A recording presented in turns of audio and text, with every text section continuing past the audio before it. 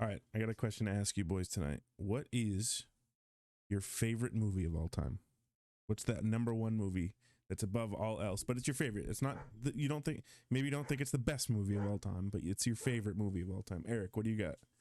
All right, good clarification, because I would say that my favorite movie of all time is not the best movie ever made. It's actually pretty cheesy, but it is a completely predictable movie if you know me. And no, it's not Star Wars, even though that's like up there. It's not Lord of the Rings, although that's probably like two. And if you ask me which one, then you don't really understand, because when I say Lord of the Rings, and Aaron, you probably would agree with me, it's the whole thing. Yeah, Director's cut. You can't just pick one movie. It's the whole That trilogy. makes sense. But if you put a gun to my head and made me pick, I would say The Two Towers. That's your favorite one, huh? Yeah, of the three, because that moves Right. up. But but that's like, I would rather watch the whole thing. Like, I don't just go watch The Two Towers. No, I you start with can't. Fellowship and I move my way through. Whole thing. That's right. But my favorite movie is Star Trek Episode 2, goodness. Wrath of Khan. I could quote, I debated this for a long time. You know what? Because like, I love that. I love Lord of the You've Rings. mentioned that movie like 80 times to this podcast. I told you it's one of my I almost said one of the best. It's the best Star Trek movie. You gotta understand, Star Trek is a space drama. It's not a space action. These new movies are space actions. They're still really good and really tasteful, and I really like them. So what's the difference between them then? Like the old and the new? Like how do The- they differ? They're slower. The older ones are slower. Star Trek. So I've been watching The Next Generation through. It's slow. It's about the characters living on the ship and their development with each other, and then these things happen. Obviously, because they're exploring strange new worlds, seeking out new life and new civilization, boldly going where no man has gone before. So they experience all these things, and the diversity and kind of the adversity is what builds and moves the plot along. The difference is that The Wrath of Khan is more of an action movie, but there's still a lot of like the drama elements of it. So there's these really good like ship to ship fighting scenes, which are just phenomenal. Plus, it's just good. It's just like, it brings everything about Star Trek I love all into one movie. Nerds. You know, now that you mentioned that, it is predictable. Yeah, It is. It should be. Well, it's predictable because you've definitely said that before. Oh, I at just least didn't at least remember. 100 times. Aaron, what do you got? What's your favorite movie of all time? Oh, this is hard to pick one, but if I'm going, again, just like with Eric, it's a favorite movie, not. I don't think it's the best. I think it's up there. It's in my top 10 for best. So The Last Jedi. No, it is not. That is not in my top 10. That would have been the ultimate troll job. No, but I'm basing this off of just because I've seen this movie a ridiculous amount of times, and when it comes on, I will still watch that movie. So that's how I'm judging it based off like my favorite. It would be Gladiator. I love that movie, There man. you go. Like, Good movie. I think it's a phenomenal movie. I wouldn't put it as the best. I think there's definitely movies I've seen that I would put better, but that's a movie just between the plot line with Maximus, like seeing what he went through as a father and a husband, the storyline he went through, and revenge, and Russell Crowe he did a phenomenal job there. Joaquin Phoenix, that was a breakout role for him. He's so good. Easily. No, it's a movie that it's an epic. It's a long movie, like almost 3 hours, but Yeah. oh man, it hits all the feels with that, and just that when he meets the Emperor in the field, he gives this speech of "My name is Maximus Decimus Meridius, husband of a murdered wife, father of a murder," and then like, oh my gosh, I still get chills. My second when I see favorite that. revenge movie for sure. Yeah, that's a movie I've probably seen, no lie, like at least 25 times. Can you quote it? Some parts, not the whole thing. You just I'm did, horrible but with it. yeah. But yeah, but like the big things I can. But I just love that movie. So that for me, Yeah. it's tough to pick, but I'd have to pick that one. I feel like that's a really good scale on how to judge what your favorite movie is. The amount of times you've seen it. That's the only thing like a favorite, like you do your favorite things over and over and over again. Like right. that's something I that don't think humans it's the seek. best, but I could watch it literally right now. I just watched it a couple weeks ago. It's one of those movies too that you flip through, and I do agree. Like, I love The Gladiator. You flip through and it's on, you're like, all right, I'll stop here. Yeah. Exactly. Yeah. And most movies, it's like, nah. But Gladiator's one I'll always stop and watch. Very good. So, what about you, Tyler? So for me, I love like film. I love the art of film. And my top like 5 movies list that I have is usually changing, but number one has stayed number one. like since I was a teenager when this movie intrigued. I was young when it first came out. Okay. But this has always stayed at number one. It's a Edgar Wright film. I don't know if you guys have ever seen like Baby Driver. That's a great movie. He's the director of That's this movie. a phenomenal movie. It's the first installment of 3 movies that don't share the same storyline, but they're the same 2 main actors with the same type of. It's the movie's Shaun of the Dead. I've heard of that movie. It's such a funny movie. I think I've actually watched that movie too. That's I think I saw it in theaters actually. So something I've that seen that at least 10 times. yeah, I've probably seen it over 100 times. That movie it doesn't lack anywhere in filmmaking, and it also doesn't lack in the comedy department. It's hilarious. And just the whole setup of the movie, it's, you know, they don't really know the apocalypse is happening, and like you kind of like it just eases into the action really, really well. It's kind of a slow burn, which I really love those kinds of movies. And then it just hits, and it's just nonstop for like a while. And just all the quirky things about it. And he actually is like one of my favorite directors ever, Edgar Wright. He's amazing. But yeah, I do like the slow burns too. Slow burn movies, for some reason, to me, like a slow burn where it's like it's getting you interested, but nothing's really happening. How have you not watched Lord of the Rings? Lord of the Rings is an epitome of a slow burn. Like Fellowship, literally nothing happens. Well, let's weigh the scales here. An hour and a half versus 3 hours. Yeah. Over 9. Over 9 if you watch all 3. Yeah. That's truthfully why I like reading books a lot more than I like watching TV or watching films, and why TV shows are better than movies, in my opinion, in a lot of ways. Because, like, you know, in a book or a TV show, they take their time and they build the characters, and you get to know the characters. And then really the best one that's like concise is Band of Brothers. Like, you know, that might be my epitome of show. Like of shows. It's I actually, so good. You know, you guys are gonna hate me for this, but I watched the first episode of that, and I'll never watch it again. Well, you know, not everyone can know. First episode is okay. I can't take David Schwimmer seriously. That's the Friends dude, right? Yeah. He's barely in the show. He's only in like the first 2 or 3 episodes. Yeah, he's pretty irrelevant. I was about to say. But I might have watched it at the wrong time where I was just like too tired or something like that. He's barely in it. But I saw him and I was like, no, I'm good. Get past that because he's not even in it much. Okay, I will. Yo, hit the music, and I'll ask you guys what the best movie ever made was. Ready? This is the Under.500 podcast.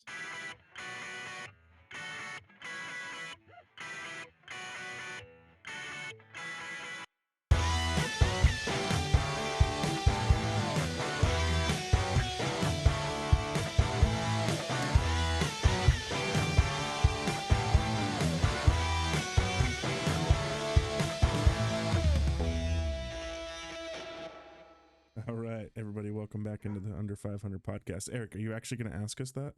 Yeah, what's the best movie ever made? The greatest movie ever made? Don't give me a long soliloquy. Just tell me what the best movie ever made was. Oh my goodness! Most people say it's Citizen. Most people say it's Citizen Kane, Orson Welles. I don't know. I've seen it. I don't think it's the greatest movie ever made. So the problem with that movie is that it's a lot of original things that now that you're so many years of separated from it, like the concepts of that movie were original for the time. So like today, those concepts aren't original. You just got to remember that like when they did those things.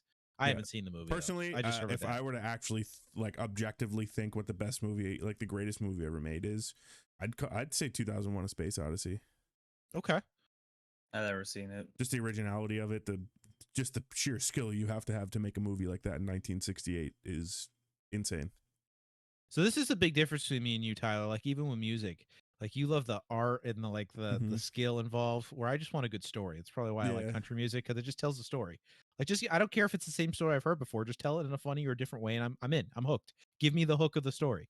So I want a good story. So I would say like, you know, Jaws might be the best movie ever made, and maybe rivaled by Saving Private Ryan. Like just 2 good, concise stories. There's no obnoxious backstories.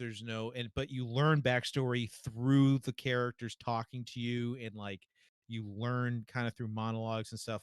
That Quinn monologue about the Indianapolis, I don't know if that's beatable. I don't think it is. And there's me and Nathan, who was on the podcast before, have had a conversation about this, and he told me about an article that he read one time where somebody gave like a very good list of reasons why Jaws is objectively the greatest movie to ever exist. And there's a real case to be made there that Jaws is the greatest movie of all time. It's again one of those movies. Jaws, Shawshank Redemption, Saving Private Ryan, Gladiator. Like those are movies that you're flipping through and they're on TBS and you just stop. You can't not watch it. Yeah. Like Lord of the Rings, I don't know if I could do that with because I don't want to pick it up in the middle. You can't just watch part of it. No, you got to start from the beginning. The entire thing. But if you want to talk greatest trilogy of all time, I won't argue that it's Lord of the Rings, even though I've never seen it. Yeah, it's definitely the greatest. No, it's hands down. It's not even close. Yeah, I don't think I can debate that. But it's because that would be my pick if it was. But if we're truly just talking one movie, I can't. I can't go with that. I don't, because there's what I think is a great movie, but I don't know if objectively he's about to say it would be viewed. It's up there. I don't know. Did you say The Dark Knight? No, I said it's up there. Oh, Tyler said Dark Knight. I would entertain that one too. I was gonna actually agree with him because that's that would be in like my top honestly 2, 3. Would be The Dark Knight. I don't know. Because man, like that movie, I remember when I first saw it in theaters in 2008, and I was like, I walked out and I'm like, that's the greatest movie I've ever seen. Yeah, it's a good movie. It really is that good. I don't know, man. I don't know. I'm gonna have to skip or think about this. I have no idea what I could think of as like the single best movie. It's a hard. I mean, that's really hard. Like. So you want to talk about something that popped in my head initially, but I'm like, do I think that's the best one? Yeah. I don't know. What do you think, Tyler? I already said what I think mine is. Oh, okay, that was your answer. Mine's 2001. 2001 is a really good case too, honestly. The way he did, I know he had like a 14-minute where like you're flying through colors or something like that, and he literally took film and split it to make that possible. He's really creative. I mean, Stanley Kubrick, right? Stanley Kubrick, yeah, and that like just the whole ending of that movie is just like, it's one of those movies where it ends and you're like, huh? It's a slow burn, right? And then you don't get what you want at the end. That's probably the slowest burning movie I've ever seen, and it's that good. Yeah, but like you get to the end of it, and like people still don't really know what it's about. Like, there's a lot of interpretations, and I think that's like like movies that leave it up for interpretation, like Inception. At the end, did the top wiggle? It's a good movie. You know what I mean? Like leaving it up for interpretation. Really good movie. That's what's his face? That's Christopher Nolan. Nolan, is it Nolan? Yeah. Inception? Yeah. Anyways, like leaving it up for interpretation like that, I really enjoy movies like that, and like that is the epitome of 2001. It's like you're gonna have to figure out what this is about, and it's like whatever you figure out that makes sense, that's the truth for you. Like it really is one of those movies, and I think it's great. Let's talk about something Aaron can't talk about. Was the Golden State Lakers game rigged? Dude, the playing game? It was 100% rigged. Tell me why it was rigged. Dude, so when I was watching the first half of that game, they were whooping the Lakers. Like the Lakers couldn't do anything right. They were so sloppy. They couldn't hit any of their shots. They were turning the ball over left and right. I mean, the Warriors defense in that game, phenomenal. I mean, they were hounding Anthony Davis. They were hounding LeBron. They were doing everything right. It goes to halftime. Curry hits a shot at the buzzer to put them up double digits. They're in control completely. And then the second half hits, and all of a sudden, particularly in the fourth quarter, all of a sudden now these bullcrap screen violations are getting called. What's a screen violation? So if you're setting a screen, like say you're on offense, you have the ball, you're trying to free up the ball handler.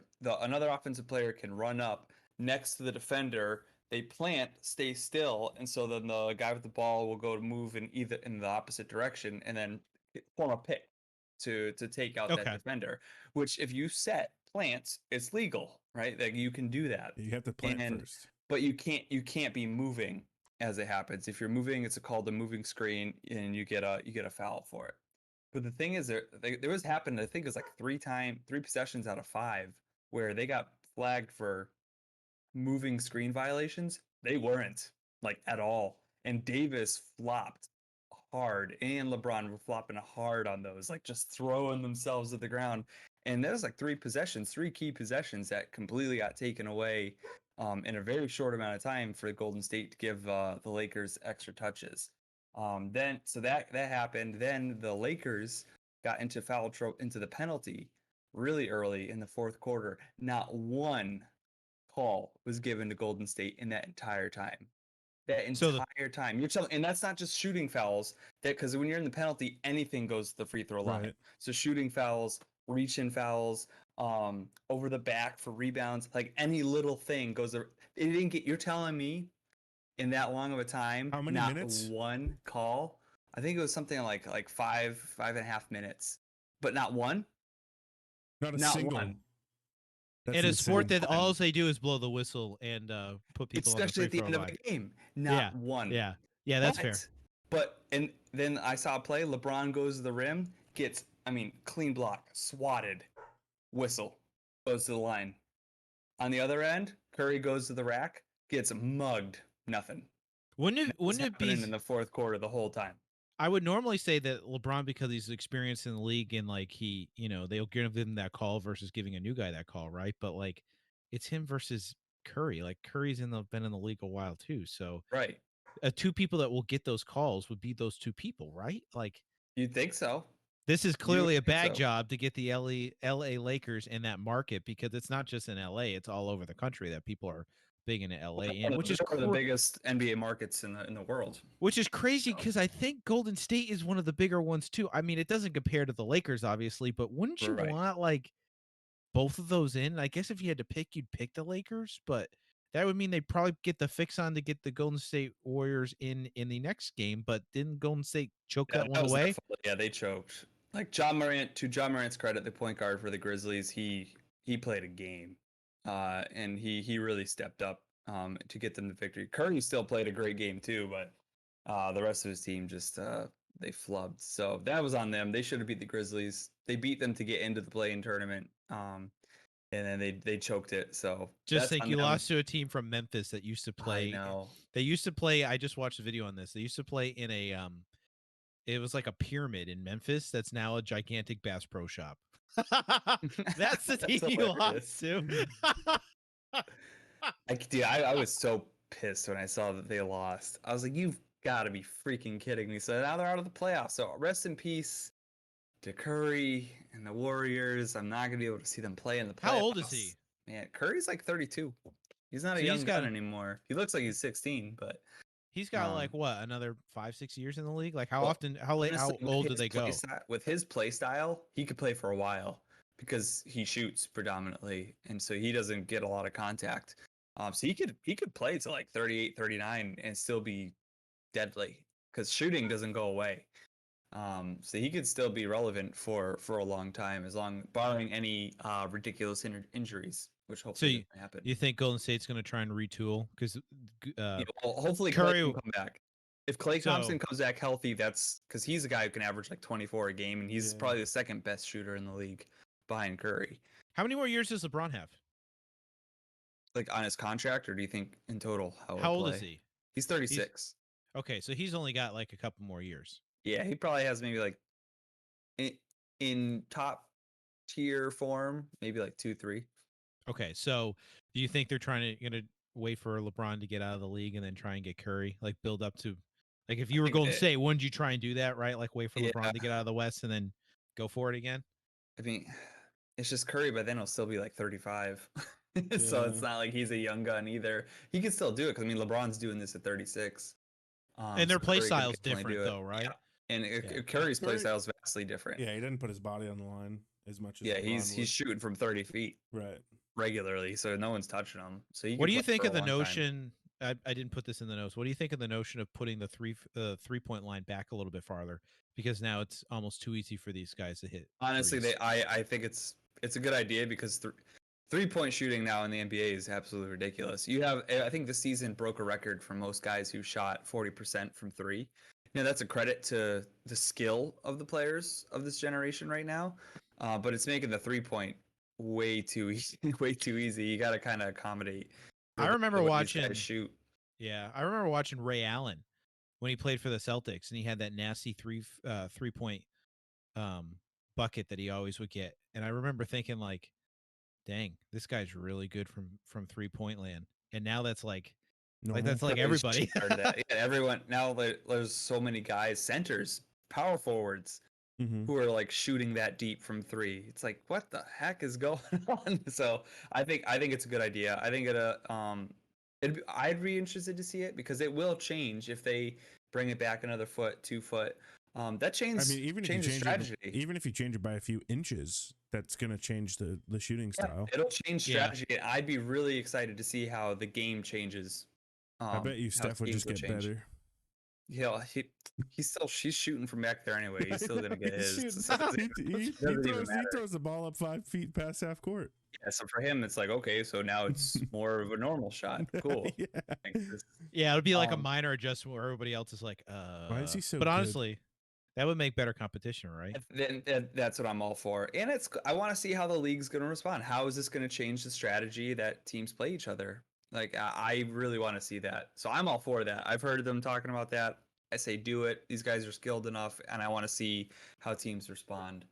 In general, the leagues that are willing to make those changes, NFL's the poster boy for this, to make it more competitive, are the more watchable sports. Honestly, True. like we'll get to baseball here in a minute, and Actually, and we've we talked can- about that a lot with baseball changes. Yeah, but, because like, actually that's a segue to this next thing with the NBA is I saw that they're very excited to entertain talks about discussing a potential mid-season tournament in the middle of their regular season to kind of ramp up like competitiveness because it's a long season and it can kind of drag. So they're thinking of how do we kind of inject some new life, and so they're thinking of doing maybe like an 8-team mid-season tournament, like a single elimination, just to like try it out, and the winner would get like I think it's like each player would get like $1 million something added to their check or something like that. Oh, we're talking money. They're thinking of yeah, so it'd be, I like it. it'd be So an incentive. not anything meaningless like home court advantage or anything like that.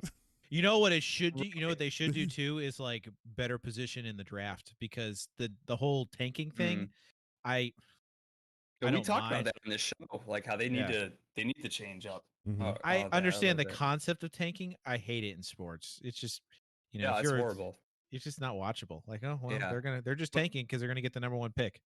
But I thought that was an intriguing idea, though, about that tournament. Like, it'd be in the middle of the season. I forget. There was a way they said how they would determine who those 8 teams are. Vegas 'cause would love it. Oh, dude, well, this happens in soccer, in People like the that use- soccer leagues yeah. overseas. They do this in the People that middle of their use season. FanDuel, people that use DraftKings, all those fantasy stuff, it would be a cash grab for them. Yeah, so they said they Yeah. would shorten the regular season by a couple of games from here on out, and then they'd have like a tournament in like the middle of it. So I'm I think all that'd in be favor cool. of that. That'd be cool to That'd spice be it up. insane. Like, it's worked overseas in the Premier Soccer leagues. It's worked big time. So if it's working there, I mean, why not give it a shot? Like, because what's cool is the NBA can do this one season. If it doesn't work, all right, we'll go back to what we were doing before. Because it's Right. not like that's been failing either. So they can't really lose. It's sort of a win-win. If it hits big, hey, great. We just found a way to grow the NBA even more than it was Oh, already yeah. growing. Yeah, I think COVID has really showed these leagues that they can do different things and be Mhm. successful and still make a very watchable product. Yeah. Yeah. And to your credit, Eric, what you said, it's true. The leagues that are willing to take these chances and hey, we're gonna try something different, spice it up. Those are the ones that do well, because one, it's showing that they care about their product and they care about the consumers who are watching it. It's like, hey, we want to do something new. We want to engage you. Hence why the MLB is struggling a little bit. Yeah, and honestly, there's those people out there. I hear them enough, like, oh, they're just changing the game the way when I was a kid. Yeah, well, you know what? In the '80s, they didn't have a 3-point line, and I'm glad they have it now because Yeah. it Oh, it makes the changes the game game. really interesting, right? Way more. Like, I'm really glad too in the NFL that they made the extra point something that wasn't so automatic. That was now it's automatic again. They need to change it again. How many games now are so much? There's like that. They're a lot closer, or they go down to that last possession out because of that missed extra point. Mhm. Which I makes love for that good makes games. it makes the 2-point like way more interesting. Mm-hmm. Yeah, because now you're like, well, it's not as automatic as one. Maybe we should go for two. 2-point conversions since they've instituted that rule have gone up. They, Which is a good thing. It's good for football. Baseball has done a little bit too, though, right? In extra innings, they put a guy on second. Guy on second, and which is like, I don't know. Move it along. I don't Move it know along. Let's I don't know go. how I feel about it, but like, so what I've seen happen is like you put a guy on second, get a base hit, he scores. The other team's just going to get up and do that same thing, and it's happened to where you're still going to go into the 13th inning or the 12th or 13th inning because it's easy. It's not that it's easy to get a base hit, but guy on second, you're hitting for a base hit. You're not hitting for a homer. Yeah, but I like that because there's way more elements that aren't so predictable. No, that's Like a what good if point. what if yeah. he hits for a base? What if he hits for a base hit, but it's a funny base hit, but the guy, the coach on third tells him to keep going, and he guns him out at home plate. Yeah, Like that's I like agree. exciting. Mhm. I would a gun out on home plate to win the game. Like heck yeah, sign me up for that. And I liked that it didn't say they just put anybody you want on. It's the last guy up gets on Ooh, second. I didn't realize that. That's a good Yeah. point. Well, that's kind of cool. That So they it's have not just that. put your fastest guy on. I'm almost 90% sure it's put the last guy to the last out. He's on second base. That's pretty cool. I like that. Yeah, go Do we have ahead. anything else to talk about the Yeah, real quick, NBA? Do you want to talk just a- about the Celtics, Aaron? well, so yeah, we'll just do this real quick. They lost last night, double digits. They're 0-4 now against the Nets for the whole season. So that's a wrap. They're gonna Yeah, lose. that's a wrap. The other thing I wanted to talk about is I have a bone to pick with the Wizards because they 100% in the play-in tanked against the Celtics to avoid playing the Nets in the first round. After April 6th. So first, crazy stat. April 6th, they had a 0.6% chance of making the playoffs, and now they're in it, which is crazy. But they caught on fire in April and were playing some of the best basketball in the league. And they carried that energy into playing the Celtics, and Westbrook's been on a tear. I think he averaged like 26 points, 16 assists, 13 rebounds since April, which is ridiculous. That's Dang. Yeah. insane. Dang. And then all of a sudden, they meet the Celtics in the play-in, and the winner of that game goes to play Brooklyn in the first round. And all of a sudden, this team that's been humming along this entire time just decides to play like crap. Westbrook all of a sudden just doesn't have a good game. They lose. Oh no, we're going to the next game. And then they show up against the Pacers, and I mean they blew them out by like 30 something points. And it was like Westbrook went off. They were clicking again, and I'm just like, It is This- so like that's a the tank. NBA. It is so like the NBA to not be a fan of the way the thing is constructed with the playing games, and then because they've all talked about how they don't like it, right? And then purposely use it to their own advantage and just kind of slap one out there and knowingly lose till they get a better position. Like It's so crazy. Oh my god. And what's crazy is they played today. They played the number 1 seed, the Sixers, and they took them to overtime. And almost so it's like this is a good team. Like Wizards are playing well. There's no reason they should have lost to the Celtics like that, except that they tanked. So my question for you is: this isn't even just with the NBA, but just in sports as a competitive person in general. All right. So as a competitive athlete, or even for yourself, is this something respectable? Like you can think, okay, I understand why you're doing it, like tanking in order to get a better advantage later on, or is this shameful? Is this just like, as a competitive athlete, you should be wanting, like, do you think we should win every game we play, or do you respect like, oh no, this is strategy? Like, how would you approach this? So let me give my little comparison here. Is it? Let me throw out a bunch of words. Is it respectable, noble? All do they have integrity doing it? No, absolutely not. But my comparison here is like in video games. We've all heard the term. boy. We've all heard the term rat in video games. It's like a camper, somebody who's just being a rat, doing their very best to get on people's nerves, Running around with riot shields.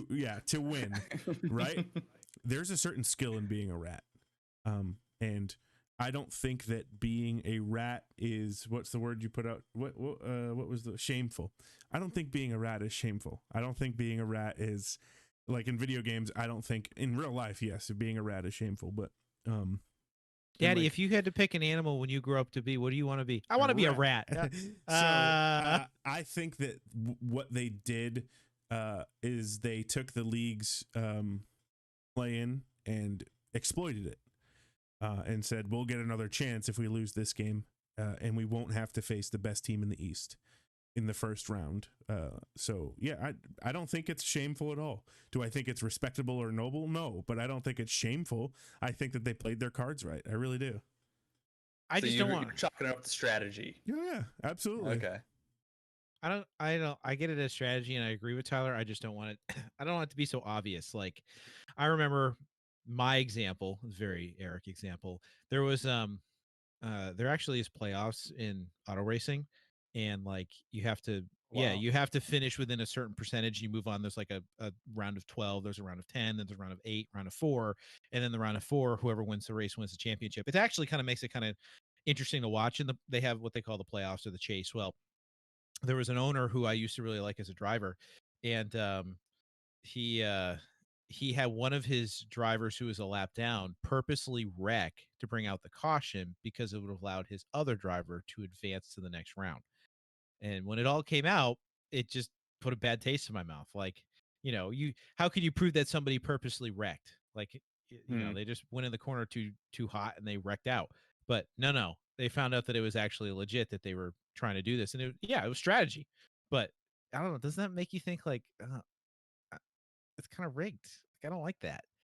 Like, I get the strategy of it, but I don't like it. Does that make sense? Like, I want my sports to be, if I'm watching a team, I want them to be giving me 100%. And I understand, like, some of these basketball or hockey games when they're like, back to back, that second game, they might not be giving their all and they're just a no-show because they're tired and it's like a scheduled loss or, whatever. Like, I get that part. But when you're in the playoffs, I kind of expect you to give 100% and see what happens. But the play-in's not the playoffs.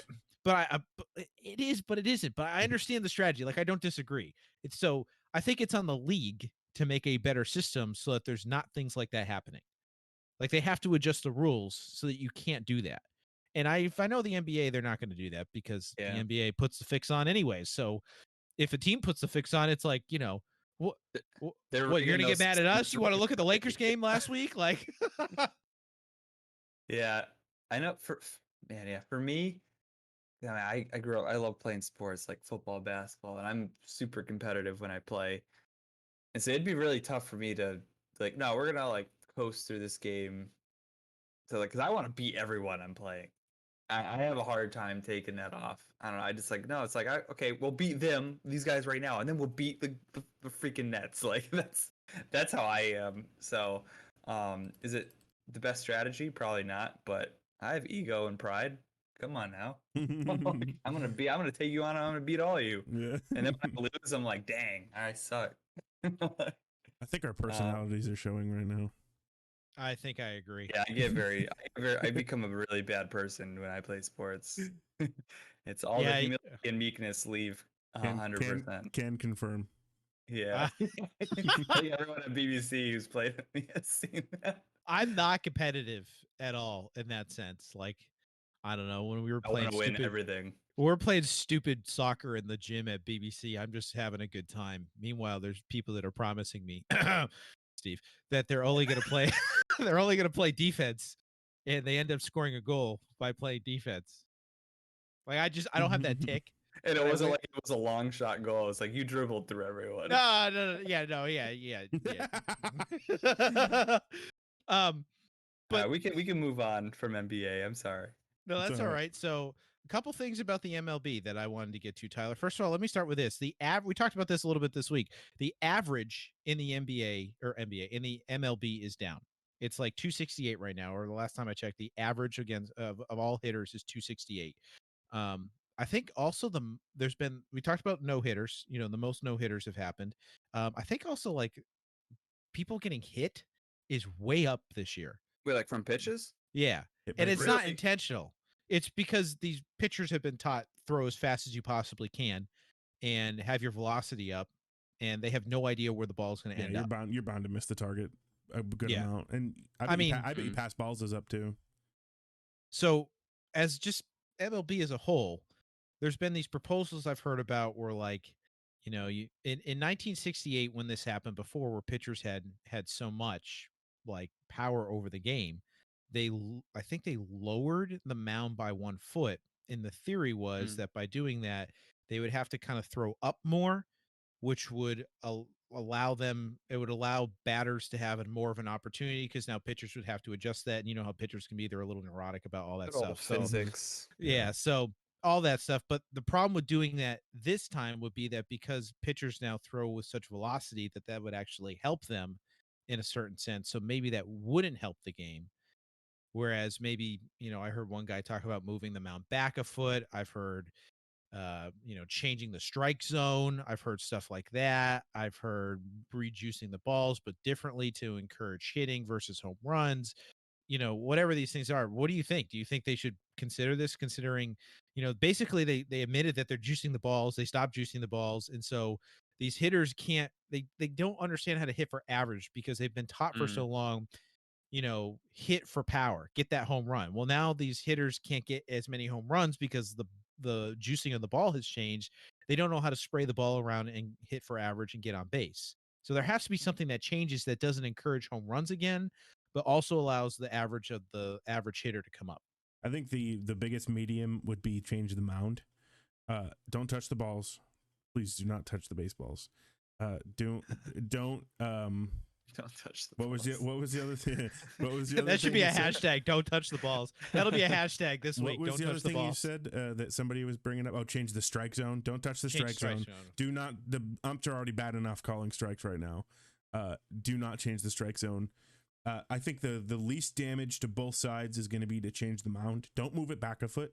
I think mound elevation could change, like even just by a few inches. Mound elevation could change the way that pitchers throw and the way the batters hit and see the ball drastically. And I think it could be a good balance. 61 feet is sounds really stupid, so don't move it back a foot. Are you just not liking it moving back a foot because it'd be 61 feet and not 60 feet? No, I mean that's one of the reasons. I just think it would be stupid, but Just out of curiosity. I just a foot is a lot in when you're throwing 100 miles an hour, because when it comes out of your arm, it's probably going, I don't know, it's probably going faster than 100 if you're throwing a constant 100. And if you move it back a foot, by the time it gets to the plate, it's going to be a lot lower. And there's plenty of batters out there that can hit a 97 mile an hour, 97 to 100. Not easily, but they can do it, which is, I mean, in and of itself is insane that they could even do that. But there's plenty of batters that can do it. So don't move it back. I think elevation of the mound would be a good place to start. Okay. But hashtag do not touch the balls. Please don't touch the balls. But you agree that something needs to change. Oh yeah, absolutely. Like we said last time, 6 no-hitters at all is a lot, and 6 no-hitters and we're in May. That can't happen. That cannot happen. No. I know what they could do, and that they should do. They should bring the needles back, give them a little shot Let them in the juice. rump, and just start swinging. But the I problem think is that'd that would help, but I don't want more home runs. I don't want the average to go up just because of home runs, because just everybody hitting 50 home runs just makes it not as exciting. Like I would rather them hit a double and a triple and a base hit and a bunt, all the fun things that make baseball interesting as people kind of navigate the bases. And then you have to figure out base running. Oh, he bunted and I'm on second and there's nobody out. He's throwing. Okay, now I'm gonna. Yeah, all those kind of strategies. That I want that strategy because that's how baseball works. You're 1,000% right, because you hit even if somebody could hit it like 507, that's cool to watch. I would so much rather watch somebody get hosed down at home plate. 100%. I don't want to watch them trot the bases or flip the bat. That stuff's cool when it happens, but not every batter. Plays at the plate, third, second, all that stuff. I think it just makes the game more watchable. When you see like Mookie Betts throw from right field to third base and it doesn't bounce, that's cool. That's awesome to watch. What do you think of Nathan Eovaldi right now, Tyler? He just up till yesterday he had gone 55 innings without giving up a home run, and he finally gave one up yesterday. And it was just a single shot. That's because his home run. It's because his 97 mile an hour fastball is like he just somehow knows how to dot it every time. He's a really his good ERA is way too high for the talent that he has. Isn't he like a 4.5, something like that? He's it's up high in the right fours right now. He's like 4-2. No, 2-2. I forget what his wins and losses is. I don't know. For somebody who should be the best pitcher on the team, he is just not doing that great this year. I mean, I think he's serviceable. He's doing all right. But the ERA is way too high. I don't know what happened because he could throw 101. Now his top pitch speed's like, I don't even know if he's hit 100 yet this year. So yeah, he's 5-2 with a 4.39 ERA. Ugh. 5-2 though, that's not bad. Yeah, but the only reason he's 5-2 is because the Red Sox bats won't quit. And he's pitched 53 innings. For somebody with a 55 ERA, innings, I'm sorry. For somebody with a 4 ERA to be able to go 5-2 that's like, your offense is doing good when you have a 4 ERA and you're 5-2. But I don't know. He should be a lot better than he is. What do you think of Garrett Richards? Has your opinion changed? No, I never really had an opinion on him. What was your initial opinion? I think it'd be all right. That's not having an opinion. No, that's having an opinion. Yeah, All he'll right. be all right. He's still gonna be all right. He's doing all right. He's doing a lot better than all right. Yeah, you know what my opinion is? Hasn't changed. I think the minute this team has some He's on his hill and he's gonna die. Yeah, it's not a change. Nope, because you know what I think? This is the type of guy, he's that type of personality, Randy Moss type of personality, that when the going's good and the winning's great, he's going to be engaged, he's going to be good, he's going to be, everything we want him to be. And then the minute the going gets tough, here comes David Price 2.0 and Randy Moss in 2009, where he's going to piss and moan, he's going to complain, he's not going to perform, he's going to blame everything, he's going to say that, what did David Price complain about? Oh yeah, they cut the grass and I'm allergic to the type of grass in Texas. And all those, I guarantee you this guy, all those things are coming out. My opinion has not changed. I think he is set for a nice little implosion somewhere in July or in August. And I hope they shut him down after that. Oh, yeah, there he is, ladies and gentlemen. And this is somebody who's actually pitching really well. Yep. Great. Sweet. He is the typical baseball neurotic, like OCD wakes up white knuckle living, ready for a nervous breakdown pitcher. That's what he is. All right, we'll see. Who was the guy before David Price we had? Was it the Bronson Arroyo was kind of like that too, with the long hair, and he would kind of obsessively play with his hair and like sweep his hand, and then until he put it in cornrows. That was a weird phase. Really? I do remember that. He did that. This is like way back. This is man. back in the early 2000s, though. It's kind of allowed back then still. Well, early 2000s was yeah. With the Erik, frosted era. tips. A lot of your takes, I don't know what to do with sometimes. But this is the one that I really, really, really hope and can't wait till it blows up in your face.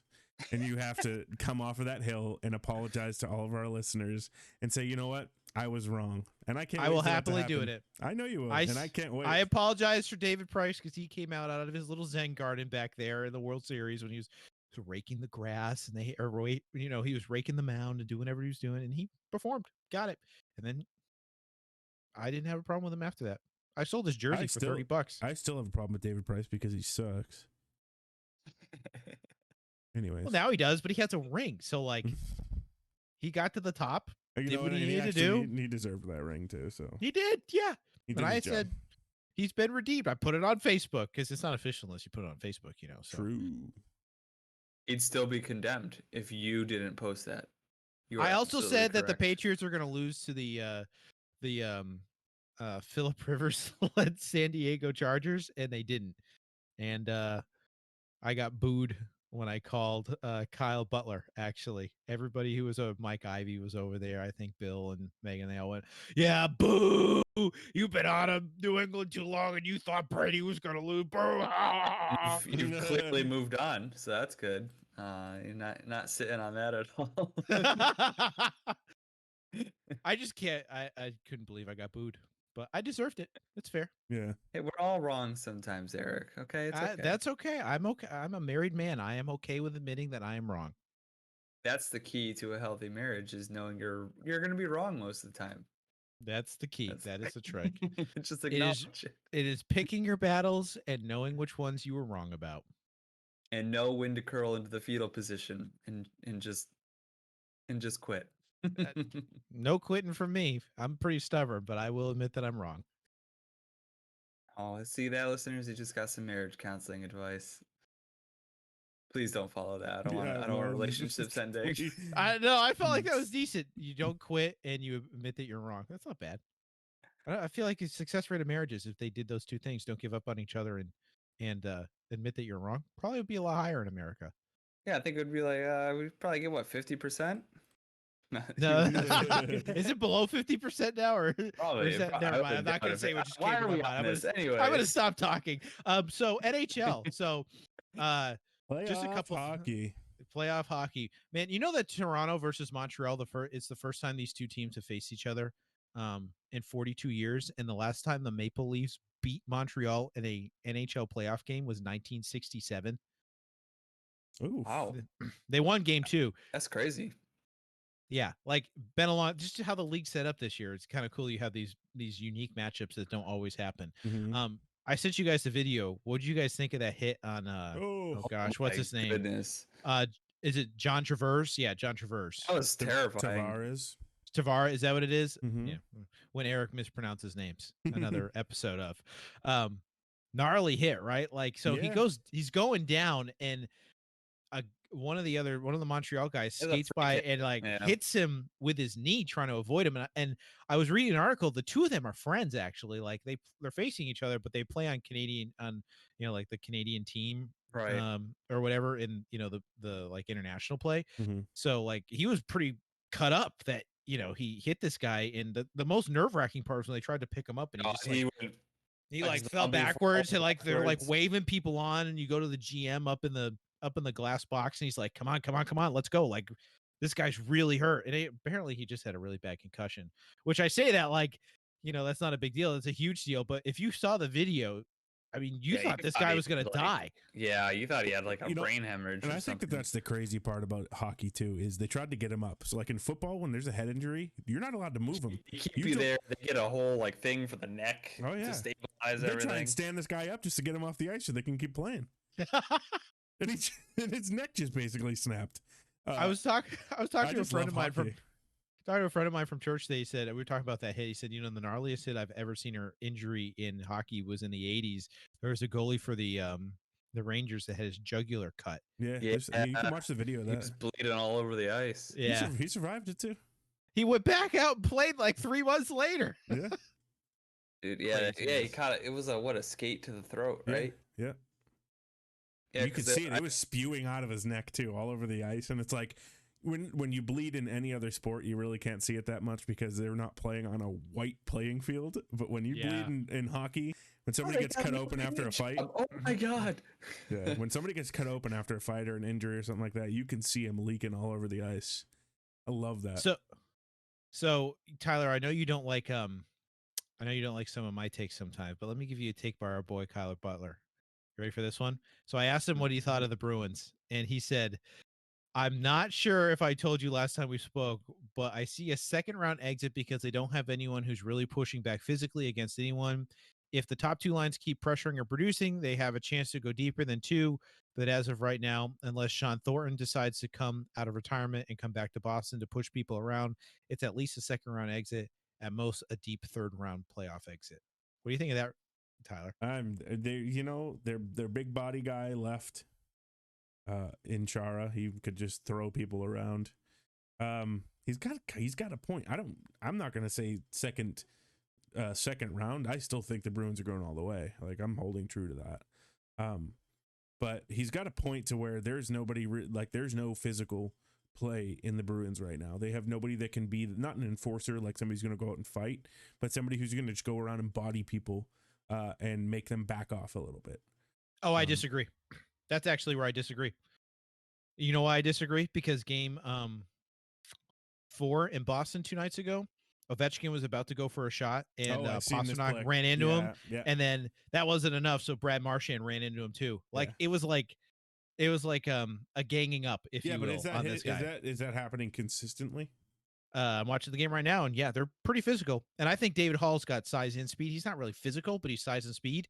So I don't know if they have to be physical. I just think they have to do what they do good, which is best, which is be skilled and be fast and outrun everybody. Like, Char is huge, but Char doesn't move that fast anymore. No, he's slow. Especially now. The dude's a freaking. And truthfully, Charlie McAvoy might not be the biggest guy in the world, but he muscles people, man. He is a defenseman of defensemen. who would they be playing potentially? Would they be playing against some teams who are bigger bruisers, No, where they would even need that? That's the team they're playing right now. They're a pretty physical team. Well, Yeah, and they're currently leading 3-1 in the series, and they're up 2-0. They're probably going to win this. So they didn't need a bruiser then. I would be afraid against the Lightning, because the Lightning are big and fast. They're the skill of the Bruins, but the size of the Capitals. That's a so problem. like that would be a problem to me. Beyond that, I don't know. The Hurricanes are pretty good, but I don't trust the Hurricanes as far as I could throw them. Faith, they're like the Toronto Maple Leafs, man. Like those two teams are just choke artists. Yeah. Yeah, it does look like the Bruins are about to win tonight, though. Don't say that. Don't say that. I have no doubt they're going to win. Don't say that. Let's get to the end of the third period and let that last horn sound, and then who would they be playing at the end after the series? I don't know. How I think they'd face the works. winner of Pittsburgh and the Islanders. I think that's the next move. I think. I'm not entirely winning sure. records against both of them, if I'm correct here. They did not play well against the Islanders all year. Oh, they didn't? Okay, No. I thought they did. It was the Penguins then. I know they played well against the Penguins. They did play well against the Penguins, but I don't know if the Penguins were healthy that whole time. Ooh, that could be a problem. Yeah, my team to win this year is definitely still the Bruins. I really see it happening, and I really hope it happens, because nothing feels better than take validation. I agree. You know, I want you to be right on this one. I really do. I really, really do. I am as geeked up for hockey as you guys. That's great, because I haven't gotten a text from you in the chat saying, "How about them Bruins, Tyler? They're not looking so good." Washington just scored, by the way, and it's 2-1, and that was like not even 30 seconds into the third period. Awesome, I jinxed it. Yeah, so this is why you don't say no. I'm sorry, 11 seconds into the third period, you don't say anything. And as my father would say, no. As my father would say, it ain't over till the fat lady sings, and there ain't nobody warming up yet. There's no such thing as jinxing, so there totally is. No, there's not.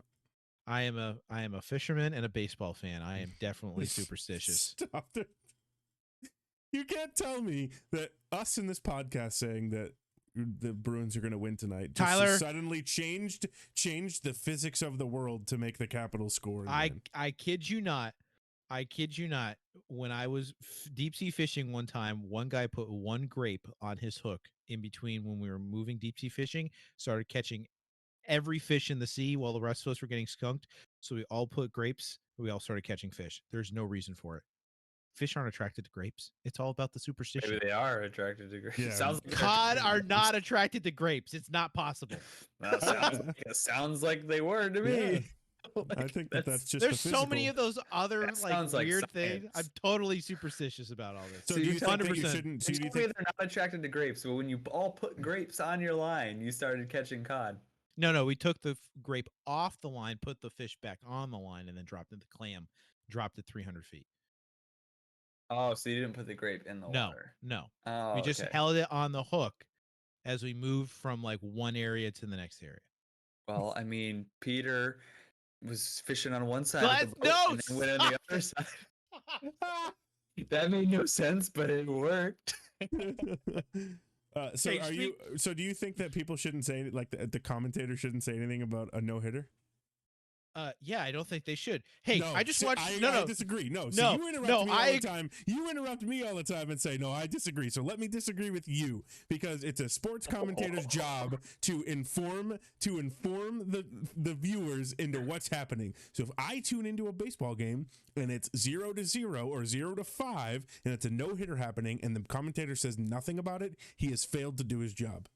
Yeah, how about that? I just watched a video on this. How about that time that the Toronto Maple Leafs were up like 4-1 and up in the series 3-0 or something like that, and the commentator started talking about how the Maple Leafs were going to move on, and they ended up not only losing the game but the entire series. Or how about when the Patriots, commentators had nothing left to say in the Yankees Red Sox 2004 championship round.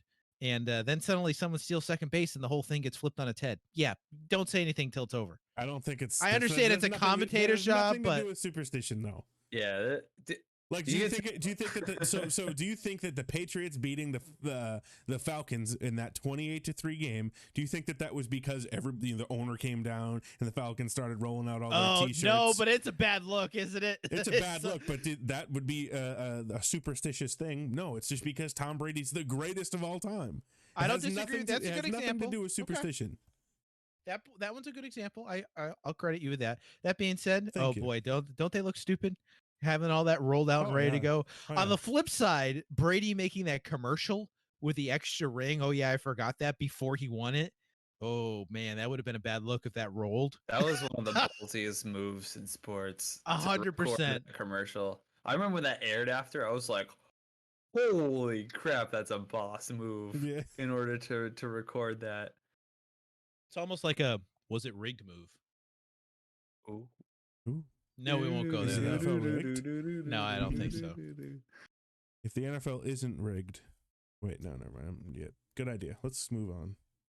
What do you guys think of Tim Tebow going to Tim Tebow going to Jacksonville? I don't know. I think it's cool.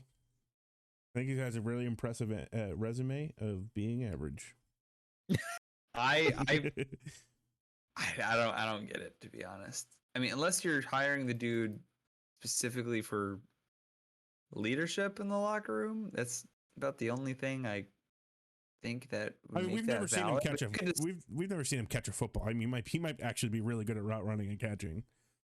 I'll tell you what, he looks yoked up. I saw him like in his jersey and stuff, and his pads. Like, do you see the dump truck he's got in there? My goodness, he's that dude's massive.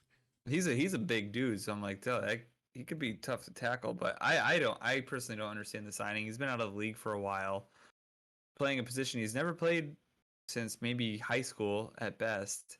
How he got a gig, I don't know. Maybe it's for leadership. Maybe it's I don't know. Maybe they saw something in him.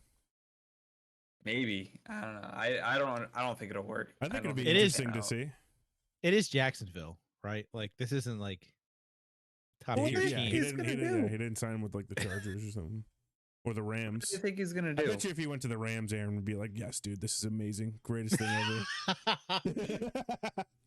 I hate you guys. What is your Sorry, Kurt Warner? There it is again. Love it. What do you what does your neighbor think of Tim Tebow siding with Jacksonville, Aaron? Oh, I haven't asked him actually. He loves Tebow. Yeah, he's a I huge know he Tebow fan. does. He's got like He every is. Tebow Loves jersey to Tebow. exist. So he got the Patriots. I love how many people out here got the Patriots Tim Tebow jersey, and he didn't even make it to the regular season. It's Tebow's aggressive, especially because in our circle, obviously, a lot of Christian friends in our circle, and Tebow's a Christian, so he's like pretty much royalty. Right. He's like, oh, I love like people who don't even know the NFL, don't even follow football. Like Tim Tebow, he's a great football player. He's awesome in the NFL. I'm like, he actually blew. Like he had a pretty good playoff run. Wasn't Kurt Warner He's not a big one. fan of him too? And Kurt Warner's a Christian. Yeah. Kurt Warner was like, you've made this too much of a public thing, and you just need to keep your boys in the locker room. Yeah, and that under was control." right. That was or something when, to that effect. Yeah, I think that was when he was a lot younger, because that's when he was drawing a lot of, not criticism at the time. It was more just I don't know, Mania, publicity. Tebow mania. Publicity. Yeah, about everything. Mania. And Warner's thing was, hey, like it's awesome that you believe that and you do that. I do too, but don't do it just for a show. And I don't know if Tebow was doing that. Like I don't know have no either. idea. Like I that's where I think Warner, he shouldn't have said that. It's like, because you don't know what his heart intention is. Right. You should have just like kept that to yourself. I think both outcomes of this Tim Tebow thing are going to be equally entertaining. Because if he's really good, like, yes, that's awesome. If he's really bad, what sport is he going to go play basketball next? Well, I tell you what, the media loves it. It's Oh, great yeah. for the media. Because people are going to be like watching Jacksonville. Well, one for Trevor Lawrence, see how he does, but they're also going to be watching to see what Tim Tebow does. So from a Jacksonville standpoint, it's probably going to get a little more buzz for their team for a little Yeah. while. So I'm sure the owners probably were thinking about that. Yeah, maybe we'll sell a couple more tickets because we got Tebow here. So Yeah, rather than 5 people in the stands, we might have 50. hey, man, that's what, 10 times? That's True. a great business decision. I'm sure that team is doing everything they can before they have to make the hard decision to move out of Jacksonville. Yeah, I know. Well, it's so weird that Jacksonville has a team. They It's just should not. they don't have any. That's the only professional sport there, right? Why does Florida have 3 football teams? Florida's a big state.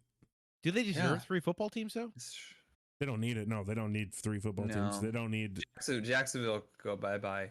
Go to they go back to St. Louis. St. Louis should get a team. That's a Mhm. great take. We've talked about that before. Yeah, St. Louis needs a team because Jacksonville. I know. I don't even know where that is on a map, truthfully. Like, I know where Miami is. I think it's on the Panhandle. I think you're right. I think that's it. So it's not even near the cool part. Like, it's not even a city in the cool part of Florida. It's not Miami and it's not Orlando. Get out Right. of there. It's freaking in the swamps. Well, like, who wants to live there? my understanding is, like, you know, Miami's obviously like the place in Florida, right? Right. And then you have like Tampa Bay, Naples. That's where all the snowbirds go. And then you have Orlando. Right. That's where all the families go. And Jacksonville, Panhandle. That's where all the Florida natives live. Yeah. Like, That's a true. I'll just live. leave it at that.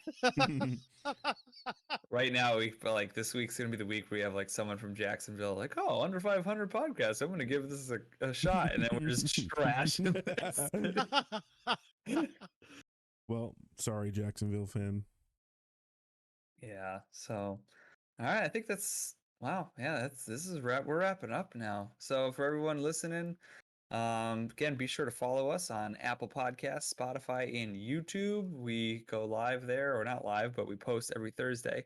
So give us a follow, give us a listen, tell your friends and family about it. We'd love to get the word out so that we can make some money off this one day. Get some sponsors. Please follow us on our social media. We have an Instagram and we have a Facebook. Follow us on both of those at Under.500 Podcast. Where you can get updates when episodes are released, and feel free to DM us any comments, questions, even like our buddy Kyle Butler about the Bruins, just things we can discuss and talk about on here. So awesome. Thank you guys for listening to us for another week. You do not have to, but we appreciate that you do. And yeah, we'll see you. All right, boys. Another week in the books. This is a good one. Go Bruins. Have a good week. See ya.